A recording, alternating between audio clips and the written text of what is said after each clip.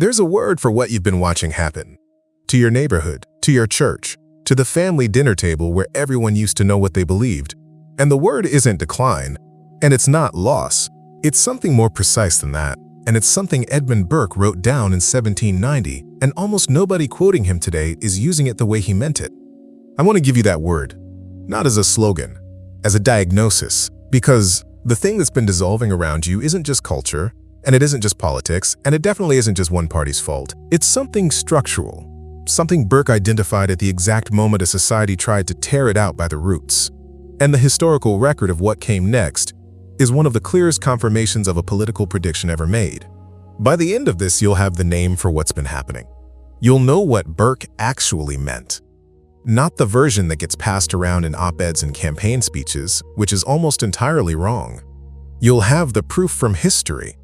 And you'll have the one thing that remains within your reach, that Burke himself would have recognized as the only thing that ever actually worked. Let me start with something you probably already know is wrong. The phrase little platoons is everywhere right now. Politicians invoke it. Think tanks use it in grant proposals. It shows up in any serious piece about civil society or community renewal. And in almost every single case, it's being used to mean something like, we need to rebuild community, local groups, civic associations, neighbors who know each other's names. That's not wrong, exactly. But it's soft. It's sentimental in a way Burke was not. And it misses the thing that makes the phrase dangerous, which is the thing that makes it actually useful to you. Here is what Burke wrote. This is from Reflections on the Revolution in France, published in 1790. The actual sentence, to be attached to the subdivision, to love the little platoon we belong to in society, is the first principle, the germ, as it were, of public affections. It is the first link in the series by which we proceed towards a love of our country and to mankind. Read that carefully. He's not talking about community as a good feeling. He's not talking about social capital or bowling leagues or neighborhood watch programs. He's talking about something that comes before all of that. He calls it the first principle, the germ. The little platoon is not where you feel at home. It is where you are made. That's the distinction. And it changes everything about how you read what's been happening. Burke's central claim, and this is the argument underneath the phrase, the thing the phrase is pointing to, is that moral character is not innate. You are not born knowing how to be a husband, a citizen, a neighbor, a member of a church, or a person who keeps their word when it costs something. That knowledge is formed. It is transmitted, not installed. And the only institutions capable of transmitting it are small, face-to-face, intimate ones. The kind where you can't disappear, where people know your name and your failures and still expect something of you. That's what the little platoon does. It forms you. The family dinner table where someone asks how your day was and means it, and where you hear your father talk about a man who didn't keep his word and understand from his tone that this matters. That table is doing political work. It is forming the kind of person who can participate in a republic. The congregation where you say the same words every week that your grandmother said and your great-grandmother said, and where the expectation is not that you feel moved but that you show up. That congregation is doing political work. The neighborhood where you know that the Garcias will keep an eye on your house while you're gone, and you'll do the same for them, not because of a contract, but because of accumulated obligation, that is doing political work. None of these institutions feel political. That's partly why we've let them erode without realizing what we were actually losing. Because here's what Burke understood that almost nobody in our public conversation has absorbed.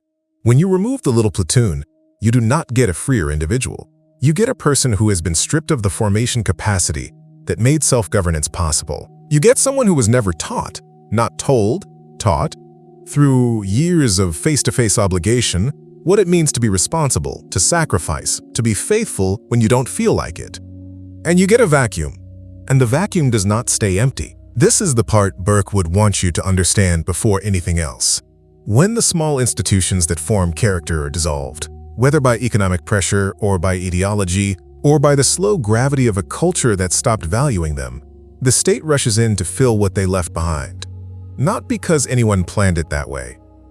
Because someone has to manage the people who were never formed. Someone has to provide the structure that the family didn't, the accountability that the church didn't, the belonging that the neighborhood didn't. And the state is very good at providing structure. It is catastrophically bad at formation. It gives you rules. It cannot give you the character to live by them when no one is watching. Burke wrote this in 1790. The proof arrived 3 years later. Richard Price was a dissenting minister in England, and in November 1789, 1 month after the storming of the Bastille, he gave a sermon celebrating the French Revolution as the dawn of liberty. He compared it to the glorious revolution of 1688. He said the French people had recovered their rights. He was so moved he could barely finish. Burke read the sermon, and he sat down and wrote Reflections on the Revolution in France, which was published almost exactly 1 year later, in November 1790. In it, he did not argue that the French were wrong to be unhappy. He argued that they had made a catastrophic error in their method. They had dismantled the intermediary institutions of French society, the church, the aristocracy, the guilds, the local courts, the inherited customs and loyalties, all in the name of abstract rights and the general will. They had taken a society of people who were embedded in webs of particular obligation and attachment, and in the name of universal liberty, they had atomized them, stripped them of their little platoons, left them as naked individuals facing the state. And Burke predicted, in 1790, before it happened, that what would follow was not liberty, but despotism. That a society of atomized individuals, with no intermediate institutions between the citizen and the government, would not produce free people. It would produce a government with nothing to resist it. The terror began in September 1793. Robespierre and the Committee of Public Safety sent somewhere between 17,000 and 40,000 people to the guillotine in the name of reason and the Republic. Not despite the revolution's ideals, in their name. The most extreme application of the logic that began with dismantling intermediary institutions ended with the state executing people for not being sufficiently committed to abstract liberty. Burke had described the mechanism 3 years before it ran. He got the prediction right, not because he had a crystal ball, but because he had understood the function of the little platoons and what the vacuum left behind when you removed them. Napoleon followed the terror. It was the inevitable next step. When atomized individuals need order and cannot generate it from within themselves, they will accept it from whoever offers it most confidently. The revolution that began by dismantling the institutions of formation ended by producing the most powerful centralized state Europe had seen in a century. This is not a metaphor for our situation, but the mechanism is identical. In 1953, a sociologist named Robert Nisbet published a book called The Quest for Community. He was not writing about Burke. He was writing about the 20th century, about fascism, about Stalinism, about the loneliness and alienation that had characterized modern life even in liberal democracies. And he arrived, through sociology, at exactly the same conclusion Burke had reached through political philosophy 160 years earlier.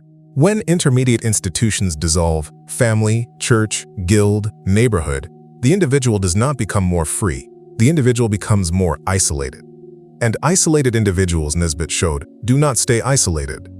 They move toward mass movements, toward ideologies that promise belonging, toward strong leaders who offer the substitute community that the little platoons used to provide.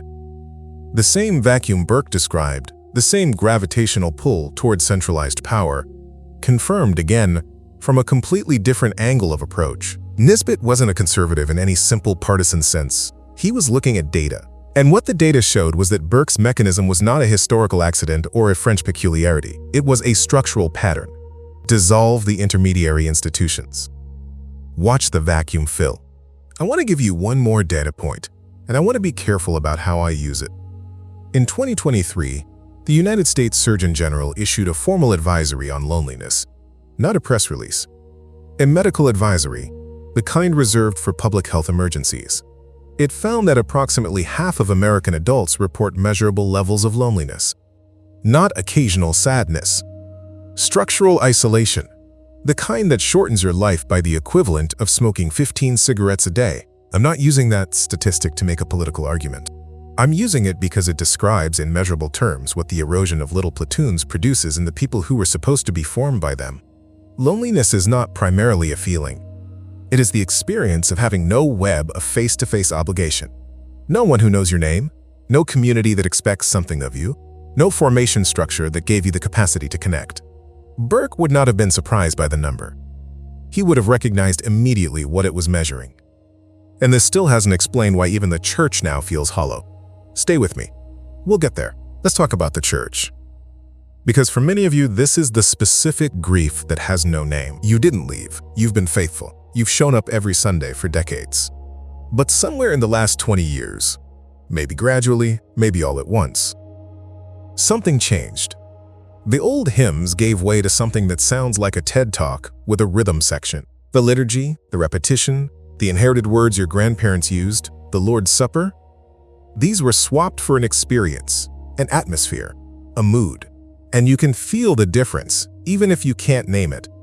And you've been told you can't say so without sounding like a bitter old-timer clinging to the past. You're not clinging to the past. You're identifying a function that's been dismantled. When Burke wrote about the little platoon, he was describing a specific mechanism. The transmission of formation through participation in something larger than yourself, something that existed before you and will exist after you, something that places obligations on you that you did not choose and cannot renegotiate. The old hymns were not primarily about aesthetics. They were about participation in a tradition that connected you backward in time and forward in time simultaneously. The Lord's Supper is not primarily a symbol. It is a practice that forms you through repetition, through embodiment, through the non-negotiable weekly reminder that you are not the center of the story.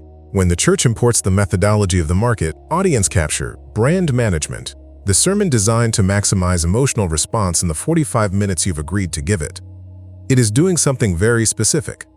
It is converting a formation institution into an entertainment institution. It is trading the little platoon for a platform. And the people who feel the hollowness aren't nostalgic. They are sensing, correctly, that the institution has stopped doing the thing that made it irreplaceable. This is not a criticism of any specific church. It is a Burkean reading of a structural problem. And the grief you feel about it is not sentiment. It is the accurate perception that something that was forming you has stopped, and nothing has taken its place. Before we get to what remains within your reach, I want to tell you something about the man behind the phrase, because it will reframe what comes next.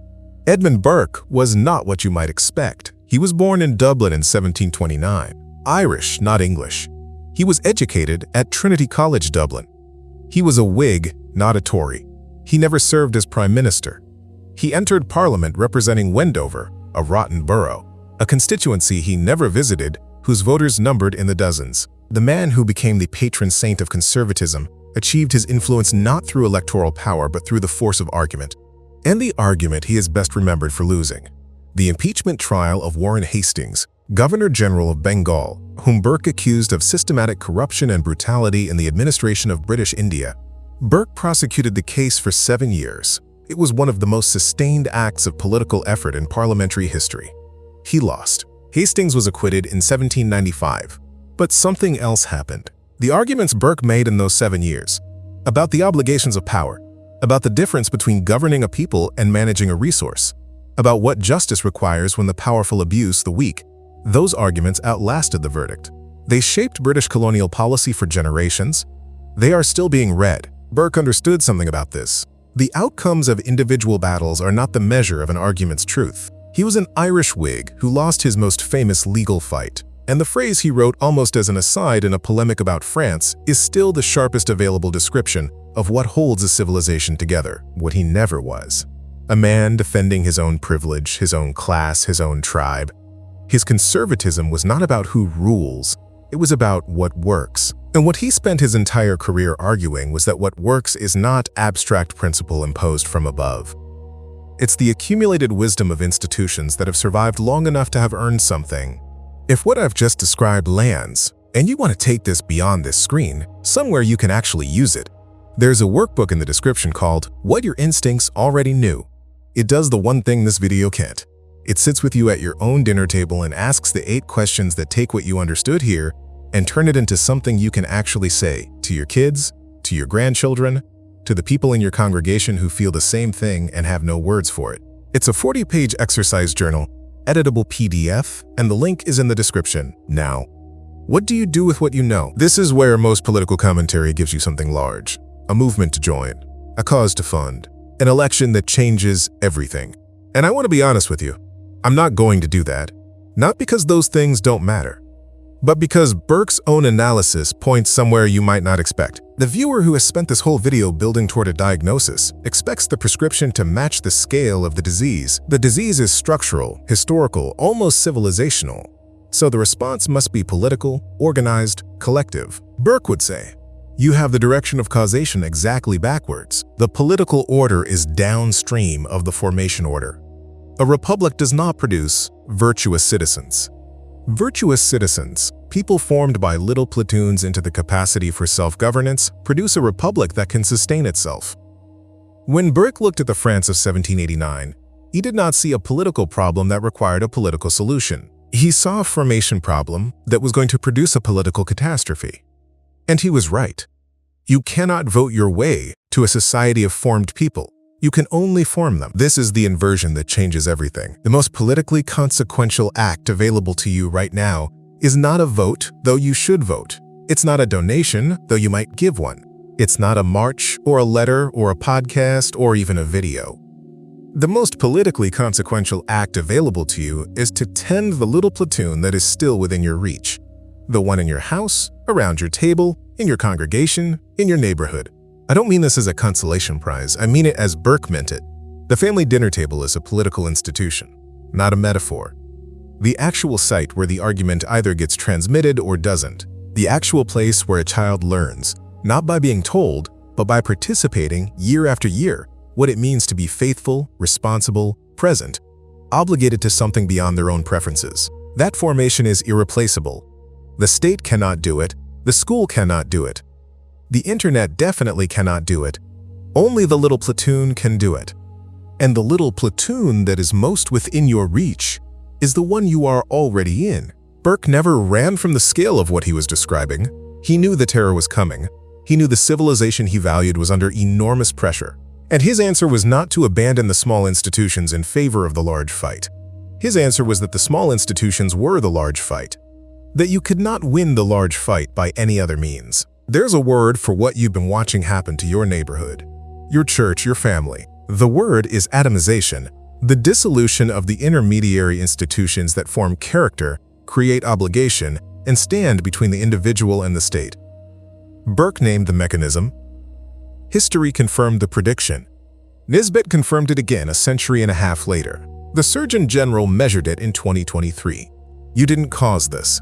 The mechanism failed around you. That is not a small distinction. The person who built a family with values, who brought children to the table and to the baptismal font, who stayed when it would have been easier to leave, that person was doing what Burke identified as the most important political work available to a human being. The fact that larger forces were simultaneously dismantling the same structure across the whole of society does not diminish what was built. It means the building was harder than it should have been, and it was done anyway. Named grief can be carried. Unnamed grief just corrodes. This is what Burke gave us. Not a philosophy for winning, but a philosophy for tending. He understood that the question of what to protect is answered long before the question of who to fight. The thing worth protecting is the capacity to form the next person who will protect it after you. Not the ideology, the formation, not the victory, the transmission. There is one thing I'll leave you with. Not a conclusion, but a question to carry. The little platoon Burke described is defined by its function, not its size. It doesn't have to be large. It has to form. And the question worth sitting with is this. What is the one thing that the platoon you are part of, your family, your household, your small circle, is still transmitting? And is there someone in that circle who doesn't know yet what they're receiving? Tell me in the comments the one thing your generation passed down that you most fear won't survive.